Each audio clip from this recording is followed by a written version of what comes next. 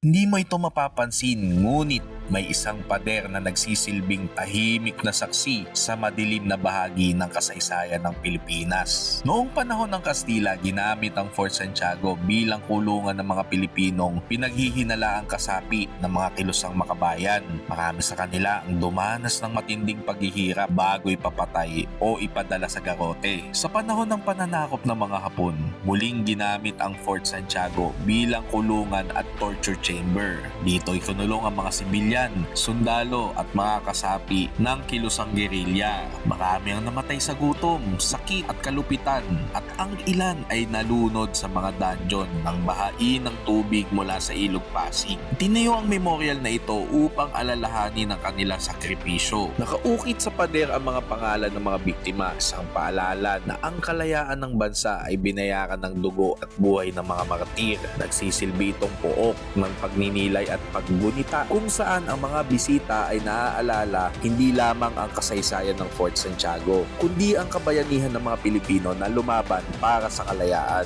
Gayunpaman, tingin ko ay kailangan pa nila itong ayusin at ang makasaysayang memorial na ito ay ang Martyrs Wall ng Fort Santiago. Like, share, and subscribe para sa mas madami pa nating saysay sa ating kasaysayan.